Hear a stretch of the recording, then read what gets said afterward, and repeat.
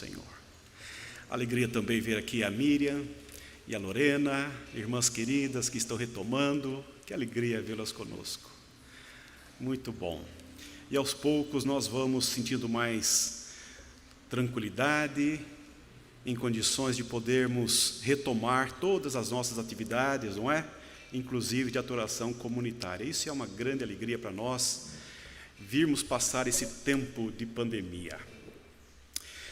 Karina, o Dalme, que estão aí conosco mais uma vez. Que alegria ver esses irmãos retomando com a gente. Se na família Jesus está, é feliz o lar. Que bênção, não conhecia essa canção. Diz-nos o Evangelho de Marcos, no capítulo 6, os versos 30 a 34. O Deus de toda a provisão. Voltaram os apóstolos à presença de Jesus e lhes relataram tudo quanto haviam feito e ensinado. E ele lhes disse: vinde repousar um pouco à parte num lugar deserto, porque eles não tinham tempo nem para comer, visto serem numerosos os que iam e vinham. Então foram sós no barco para um lugar solitário. Muitos, porém, os viram partir e, reconhecendo-os, correram para lá, a pé, de todas as cidades, e chegaram antes deles. Ao desembarcar, viu Jesus uma grande multidão e compadeceu-se deles, porque eram como ovelhas que não têm pastor, e passou a ensinar-lhes muitas coisas. Em declinando a tarde, vieram os discípulos a Jesus e lhe disseram: é deserto este lugar, e já avançada a hora. Despede-os para que, passando pelos campos ao redor e pelas aldeias, comprem para si o que comer. Porém, ele lhes respondeu: dai-lhe vós mesmos de comer. Disseram-lhe: iremos comprar 200 denários de pão para lhes dar de comer? E ele lhes disse: quantos pães tendes? E de ver. E sabendo eles, responderam: 5 pães e 2 peixes. Então Jesus lhes ordenou que todos se assentassem em grupos sobre a relva verde. E o fizeram, repartindo-se em grupos de 100 em 100 e de 50 em 50. Tomando ele os 5 pães e os 2 peixes, erguendo os olhos ao céu, os abençoou. E partindo os pães, deu-os aos discípulos para que os distribuíssem. E por todos repartiu também os 2 peixes. Todos comeram e se fartaram. E ainda recolheram 12 cestos cheios de pedaços de pão e de peixe. Os que comeram dos pães eram 5.000 homens. O Deus de toda a provisão. Deus é fiel e providencia tudo o que precisamos para viver. Você crê nisto? Podemos sempre confiar na providência de Deus. É Deus quem nos dá a vida, o alimento, o emprego, os amigos. Deus cuida de todas as criaturas, de todas as coisas criadas. Mas a providência de Deus vai muito além da natureza e das coisas criadas. Ele providencia. Deus nos providenciou a salvação através de Jesus. Ele nos dá alegria e força para resistir ao pecado e nos dá muitas bênçãos espirituais. A providência de Deus cuida de nosso corpo, da nossa alma e do nosso espírito. A palavra de Deus nos dá alguns versículos que falam sobre a provisão de Deus. Em Neemias 9, 21, diz assim: de tal modo os sustentaste 40 anos no deserto, nada lhes faltou, as suas roupas não se envelheceram e os seus pés não se incharam. O Salmo 3, 5 diz: eu me deitei e dormi, acordei porque o Senhor me sustentou. Isaías 41:10. Não temas, porque eu sou contigo, não te assombres, porque eu sou teu Deus, eu te fortaleço, eu te ajudo e te sustento com a minha destra da minha justiça. Tiago 1,17 vai dizer: toda a boa dádiva e todo o dom perfeito vem do alto, descendo do Pai das luzes, em quem não há mudança nem sombra de variação. E 2 Coríntios 9, 8 e 10, esse texto que nós acabamos de ler. E Deus é poderoso para fazer que toda a graça lhe seja acrescentada, para que em todas as coisas, em todo o tempo, tendo tudo o que é necessário, vocês transbordem em toda boa obra, como está escrito: distribuiu, deu os seus bens aos necessitados, a sua justiça dura para sempre. Aquele que supre a semente ao que semeia e o pão ao que come, também lhe suprirá e multiplicará a semente e fará crescer os seus frutos da justiça. Deus, o nosso Deus, é o Deus de toda a provisão. Este milagre de Jesus, que nós lemos aqui em Marcos, é o milagre mais documentado que nós temos na Bíblia. Este milagre, além de ser praticado na presença de quase 5.000 homens, fora crianças e mulheres, aí um comentarista bíblico, Carson, vai dizer que este milagre foi presenciado por aproximadamente 20.000 pessoas, homens mais as mulheres e as crianças. Jesus realiza esse sinal perante os olhos desta imensa multidão. E também os 4 evangelhos, Mateus, Marcos e Lucas, os evangelhos sinóticos, e João, narram este milagre da multiplicação de pães. E aqui, segundo os evangelhos sinóticos, há 2 razões pelas quais, há 2 motivos pelos quais Jesus sai para esse lugar, para um lugar deserto. Há 2 motivos pelos quais Jesus sai com seus discípulos para um lugar, conforme diz Marcos, a ermo. O primeiro é que a agenda de Jesus e dos discípulos é muito congestionada, bastante atribulada.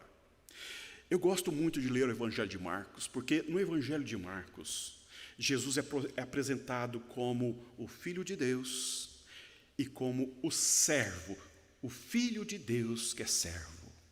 E no Evangelho de Marcos, todas as pessoas que foram até Jesus foram atendidas, todas elas.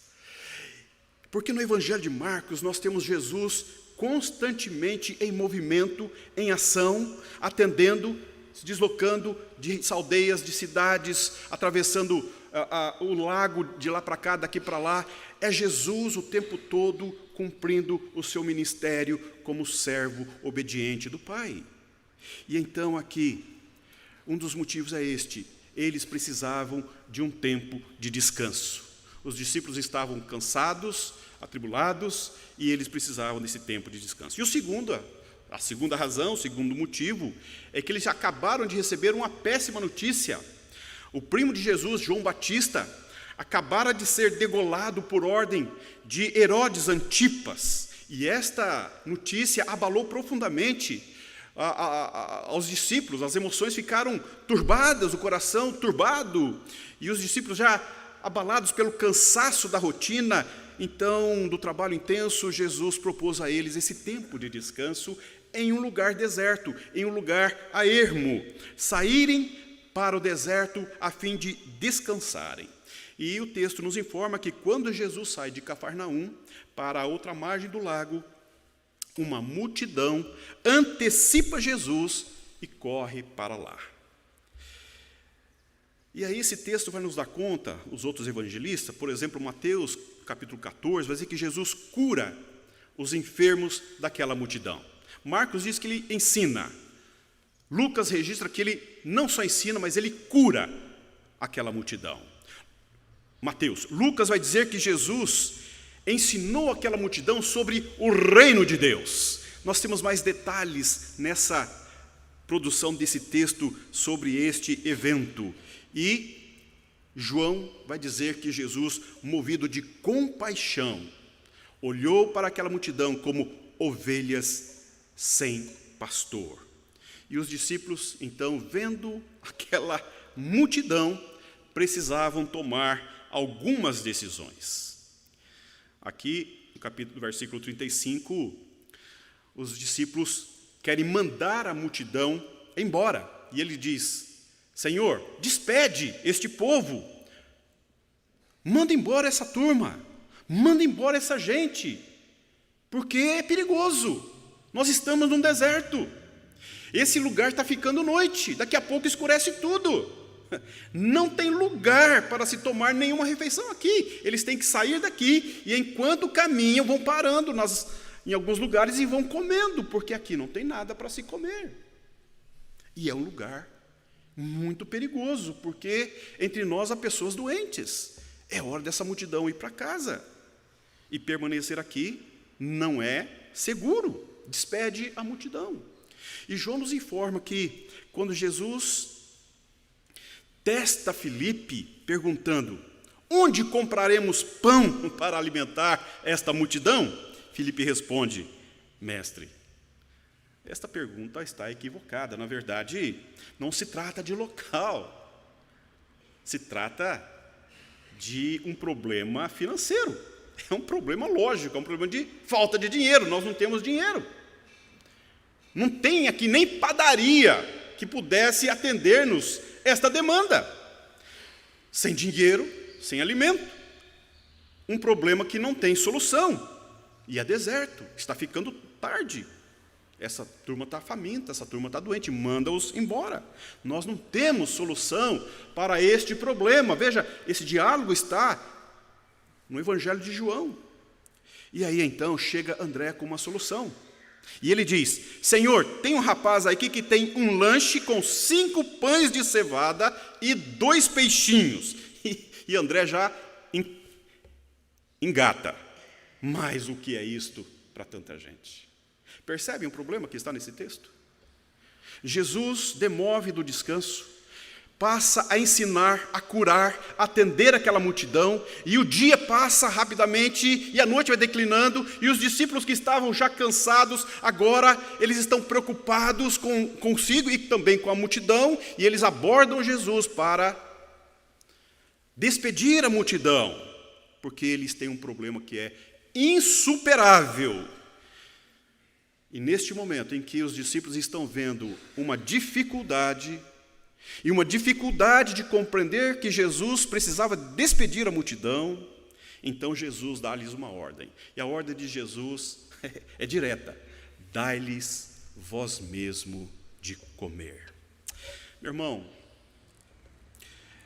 aqui nós temos uma evidência clara de um sinal de Jesus. Nós temos aqui uma aplicação muito importante, por isso que está nos 4 evangelhos, este milagre, porque os milagres de Jesus são como sinais. Os milagres são sinais para que eles venham a crer, para que, ao olharem os sinais que Jesus estava fazendo, os seus milagres, crerem que ele era o Filho de Deus, e crendo que Jesus é o Filho de Deus, e crendo nele, recebessem a vida eterna. É para isso que os milagres, como sinais, gerava no coração deles. E a narrativa bíblica está repleta de sinais que apontam para a provisão de Deus. No Éden, Deus providenciou roupas de um cordeiro para trazer dignidade ao homem perante ele. O arco-íris é um sinal. No Monte Moriá, Deus providenciou um cordeiro para substituir o sacrifício do filho da promessa, Isaque. No deserto, Deus providenciou a coluna, a nuvem e o maná diário para manifestar a presença dele no meio do povo. É um sinal. A serpente levantada no deserto para curar os mordidos de cobra era um sinal que apontava para algo maior do que ela mesma. Para Gideão, Deus vai providenciar uma lã e o orvalho como sinal. O tabernáculo era um sinal da presença de Deus. A arca da aliança era um sinal. A cruz é para nós também um sinal que aponta para algo maior do que ela mesma comunica. O sepulcro vazio é um sinal da provisão de Deus no meio do seu povo. Eu quero fazer-lhe a pergunta nessa manhã. O que acontece, meu irmão? O que acontece, minha irmã, quando nos deparamos com a nossa falta de recursos diante da necessidade? O que acontece conosco? O que acontece nesse momento, nessas circunstâncias, quando as nossas necessidades são menores, são maiores do que os nossos recursos? Quando os nossos recursos não fazem frente às nossas necessidades. O que acontece no teu coração? O que acontece nesse momento? O que acontece nesta hora?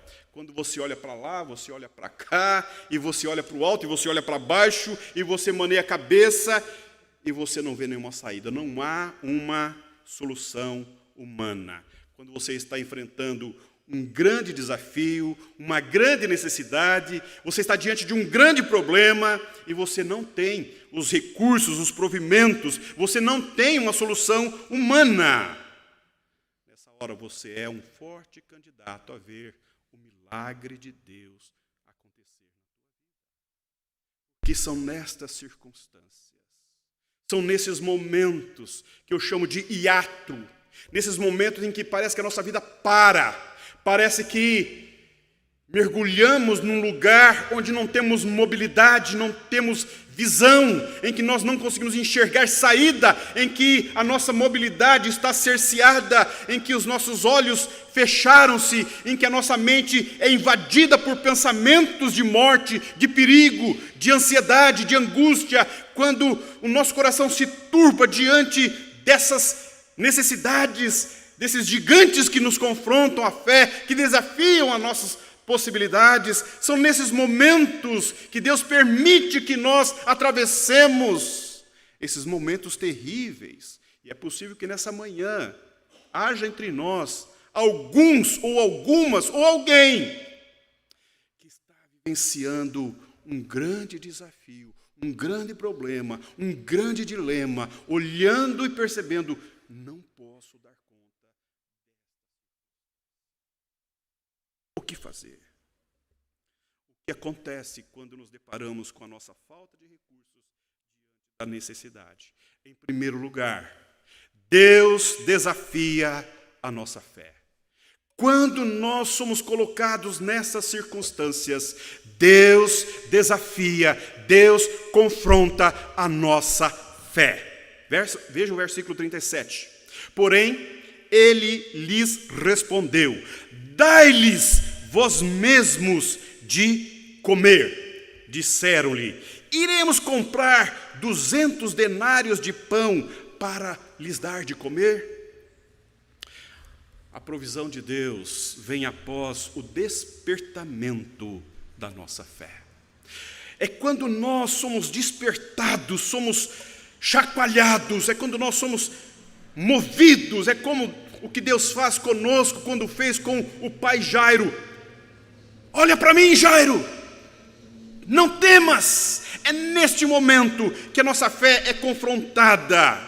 Antes de Jesus fazer o milagre, Jesus precisa acordar a nossa consciência. O milagre acontece quando você e eu decretamos a nossa falência, a nossa impossibilidade, a nossa incapacidade de fazer frente às necessidades que temos que enfrentar. E eles vão dizer aqui, 200 denários? 200 denários não seriam suficientes para alimentar. 200 denários seria suficiente para dar um pedaço de pão para cada um, mas não mataria a fome.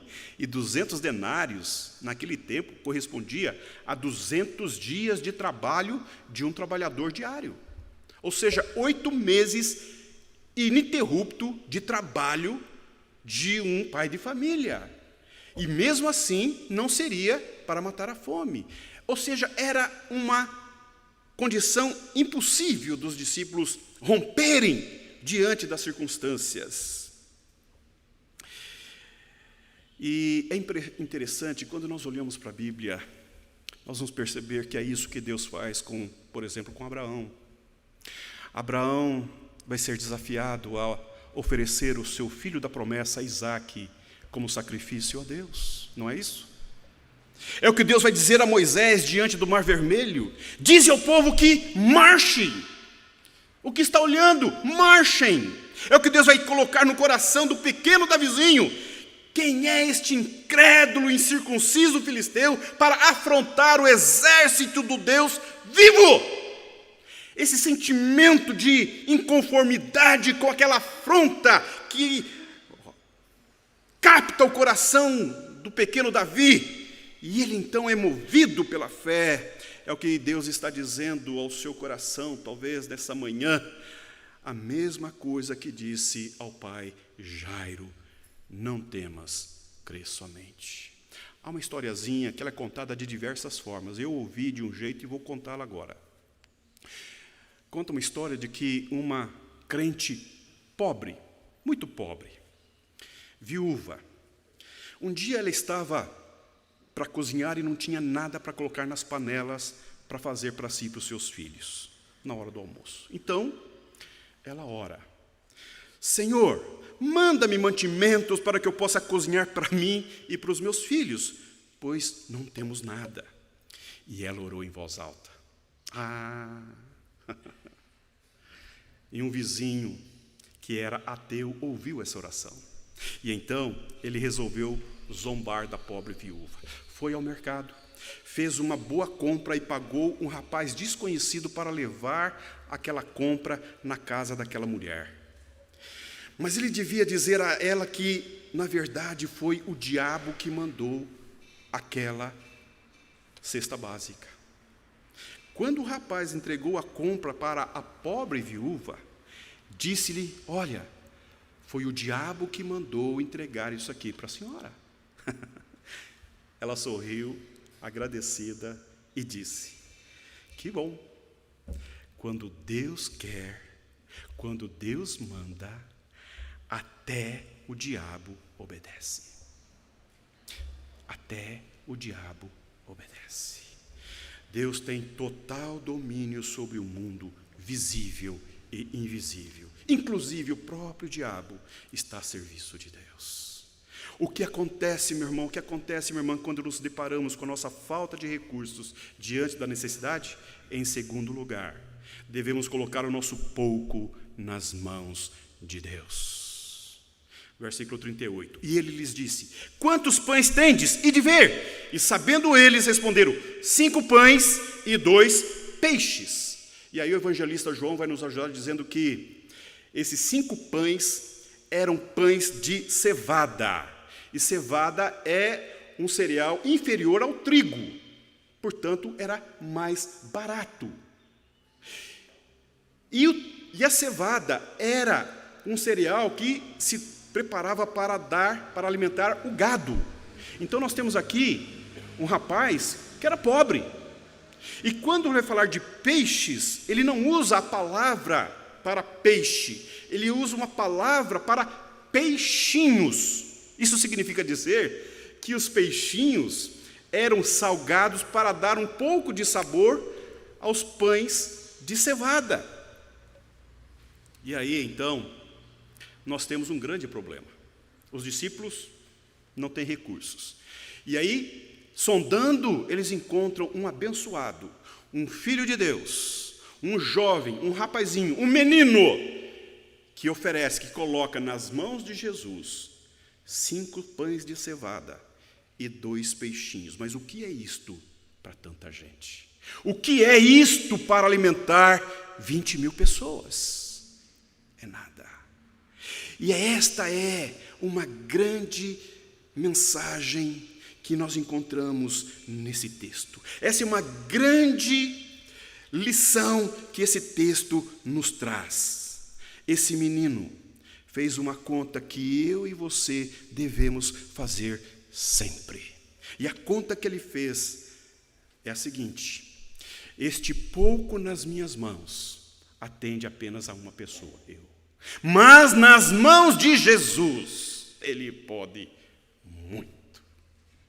Esta é a conta que nós precisamos fazer. Oh, meu irmão, Deus é o Deus de toda a providência.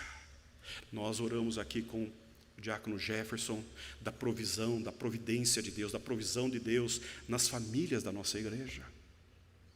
Não apenas nessas que se recuperaram da saúde, mas também naquelas que perderam seus entes queridos, e também naquelas que não passaram pela Covid.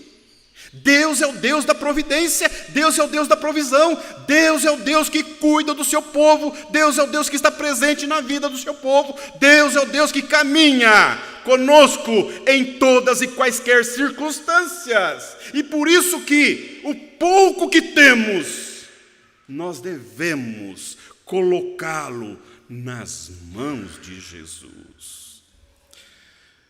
Tudo que tenho, tudo o que somos, tudo vem do Senhor, é para a glória do Senhor. Este rapaz aprendeu a lógica do reino de Deus. Ele aprendeu a lógica de Jesus com relação ao seu ensino do reino de Deus.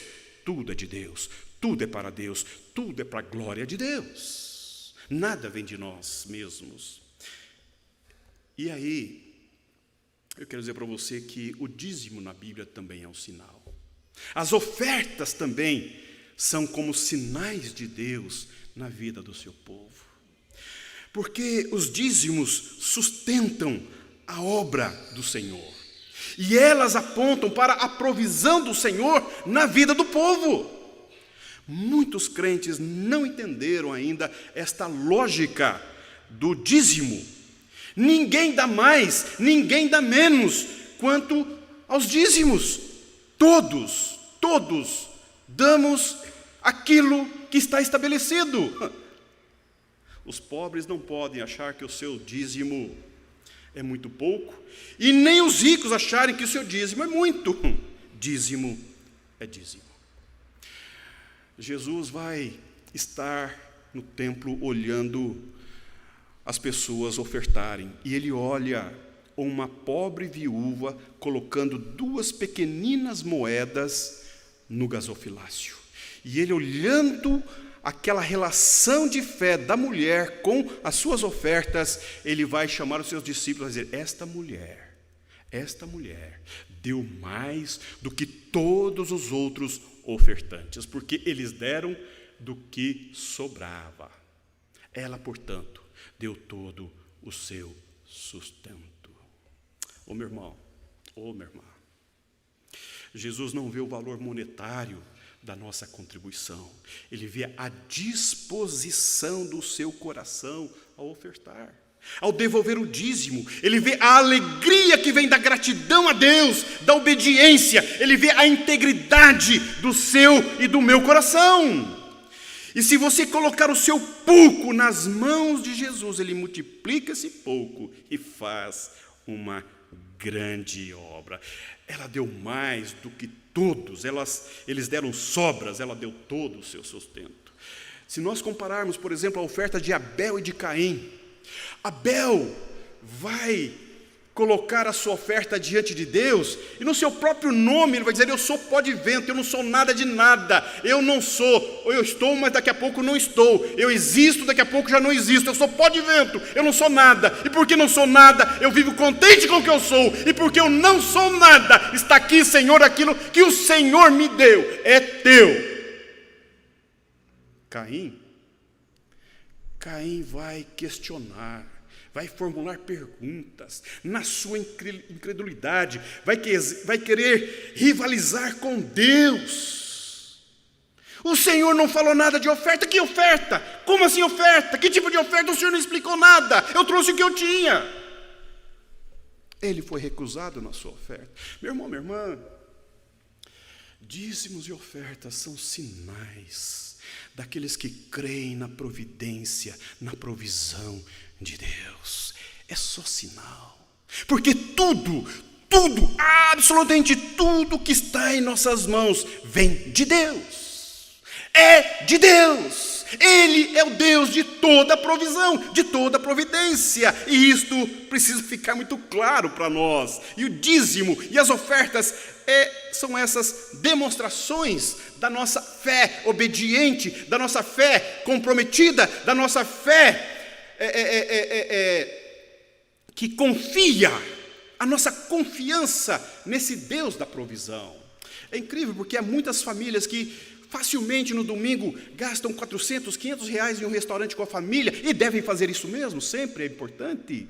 Mas às vezes, quando vai dar uma oferta na igreja, faz 10, 15 orações para dar 100 reais. Essa conta não fecha, há uma dificuldade em compreender os princípios, a lógica de Deus. E também há outros pobres que acham que ganham tão pouco, que se der o dízimo vai fazer falta. Eu quero dizer para você nessa manhã, não falta, não falta, não falta. Eu sou prova de que Deus provê as nossas necessidades. Salmo 37, versículo 25, o rei Davi vai dizer: fui moço e já agora sou velho, porém jamais vi o justo desamparado, nem a sua descendência a mendigar o pão. Sabe por quê? Porque Deus é o Deus de toda a provisão. Para Abraão, Deus providenciou um cordeiro para sacrifício no lugar do filho da promessa, Isaque. Para Moisés, Deus providenciou uma vara para atravessar o Mar Vermelho. Para Davi, Deus providenciou uma pedra que atingiu o único ponto vulnerável do gigante Golias, a sua testa. Deus é Deus de toda a providência. Para a viúva não faltou o azeite enquanto havia vasilhas vazias, porque Deus é o Deus da provisão. Ele multiplica a sementeira, Ele é o Deus que supre todas as nossas necessidades em Cristo Jesus. O que acontece, meu irmão, quando nos deparamos com a nossa falta de recursos diante das necessidades? Devemos ser gratos a Deus pelo pouco, muito gratos a Deus pelo pouco. Veja o versículo 41. Tomando ele os 5 pães e os 2 peixes, erguendo os olhos ao céu, os abençoou. João vai dizer que ele agradeceu, deu graças. Às vezes nós com pouco lamentamos, com pouco reclamamos, com pouco murmuramos contra os céus. Precisamos aprender que o pouco, ainda que pouco, é motivo de louvor e gratidão a Deus. Nós não podemos lidar com necessidades sentidas. O que te falta, meu irmão? O que te falta, minha irmã, nessa manhã? O que falta à sua alma? O que falta ao teu coração? O que falta para a sua vida? Quem te trouxe hoje pela manhã aqui? Com que recursos você chegou até aqui? Com que possibilidades você está caminhando até agora? Pela provisão, pela providência de Deus na tua vida. Nós não podemos, como cristãos, assumir essas necessidades sentidas da cultura. Vivemos numa cultura que a todo instante querem gerar necessidades em nós. Nós precisamos de uma casa, mas tem que ser a casa. Nós precisamos de um carro, mas tem que ser o carro. Nós precisamos de uma roupa, mas tem que ser a roupa. Quando na verdade nós só precisamos de uma casa, só precisamos de um carro, só precisamos de uma roupa. Pense um pouco sobre quantas coisas nós acumulamos dentro de casa. Coisas das quais nós não vamos utilizar, não precisamos e nós acumulamos, porque nós achamos que um dia vamos usar e vamos precisar. Isto é uma afronta. Na verdade, nós precisamos de muito, muito pouco, porque Deus é o Deus de toda a nossa provisão. Então, Jesus aqui nos dá essa linda lição. É pouco, vamos dar graças, vamos agradecer. É o que Deus nos deu para hoje. Louvado seja Deus, bendito seja o Deus que nos providenciou o maná de hoje. No deserto, o maná era derramado todo dia, cada dia, para o dia. Jesus nos ensinou a orar pelo pão de cada dia, porque Ele é o Deus de toda a provisão. Mas eu quero concluir essa história dizendo que a maior das maiores provisão foi a provisão da nossa salvação. Deus enviou o seu Filho unigênito para que todo aquele que nele crê não pereça, mas tenha a vida eterna. Se você prestou atenção na leitura, o que motivou o coração de Jesus a acudir aquela multidão, a olhar aquela multidão, é a mesma motivação de Deus, Pai, ao olhar, ao pensar a sua e a minha vida. Jesus moveu-se de compaixão. A palavra compaixão é uma palavra que fala de vísceras, que fala das tripas, que fala de uma dor lá no âmago, é uma dor que contorce, é uma dor por ver a tragédia em que essas pessoas se encontravam. E ele olha para elas cheio de compaixão e diz: são como ovelhas que não têm pastor. Estão desorientadas, estão perdidas, estão desconexas, estão em perigo, estão à deriva, não tem ninguém por elas não podem nada, elas não conseguem nada, por si mesmas elas perecem, elas padecem. Ovelhas sem pastor. Os profetas vão referir-se a Deus como o bom pastor e a Israel como ovelhas de Deus. E Jesus é o bom pastor que dá a vida pelas ovelhas. Deus é o Deus de toda providência, de toda provisão. Deus é o Deus que olha a sua miséria, a sua debilidade, o seu fracasso. Deus é o Deus que em Jesus Cristo amou incondicionalmente você e enviou seu Filho para morrer e cumprir a justiça de Deus, porque Ele te amou. E nessa manhã eu preciso dizer uma coisa para você: aquele que começou a boa obra em você há de completá-la até aquele dia, porque Deus é o Deus de toda a providência. O que te falta nessa manhã? O que falta-nos nessa manhã? Nós precisamos olhar com mais cuidado para a provisão de Deus, para o amor, para a compaixão de Deus que tem sustentado a nossa vida, a nossa família, aos nossos filhos, tem nos conduzido, nos protegido, nos encaminhado até aquele dia em que adentraremos a nova Jerusalém, a mansão celestial, porque o nosso Deus é o Deus que cumpre a sua palavra na vida do seu povo. Mas eu quero concluir ainda com uma outra ideia do texto. Veja que Jesus faz por nós aquilo que nós não podemos fazer. O milagre aconteceu.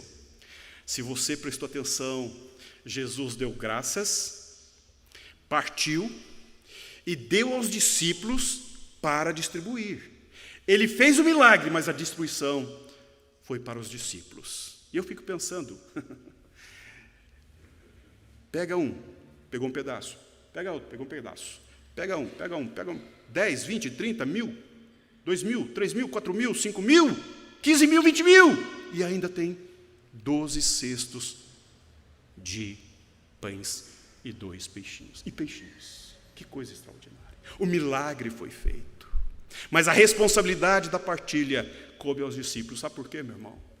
Sabe por quê? Porque nós, como igreja, como povo de Deus, somos responsáveis para compartilharmos o pão que desceu do céu. Nós temos em nós este compromisso e esta responsabilidade de compartilhar aquilo que nós recebemos, o milagre que aconteceu na nossa vida, o milagre que Deus realizou na nossa história, o milagre da morte e da ressurreição de Jesus Cristo para nos salvar. E nessa manhã eu quero dizer para você, talvez dentro de casa, dentro do teu lar, haja ovelhas do Senhor que são como ovelhas que não têm pastor. No lado da tua casa, em frente ao teu apartamento, haja ovelhas que são pessoas que são como ovelhas que não têm pastor. Na sua família, entre seus familiares, haja pessoas que são para Jesus ovelhas que não têm pastor, que estão perdidamente perdidas. E nós temos a responsabilidade de compartilhar o milagre que operou Deus na minha vida e na sua vida. Esta é uma grande lição que nós aprendemos nesse texto. Jesus é o pão que desceu do céu. Ele é o Deus que sacia e mata a nossa fome. Ele é o Senhor que traz refrigério para a nossa alma, sacia a nossa alma dessedentada. É Ele que alimenta, que dá sentido para a nossa vida. Jesus é o pão da vida. Ele é o caminho, a verdade e a vida. Eu e você temos essa responsabilidade. Nessa manhã eu quero convidar você a participar da mesa do Senhor como missionário, como missionária. Recebei de graça dai. Que Deus nos abençoe.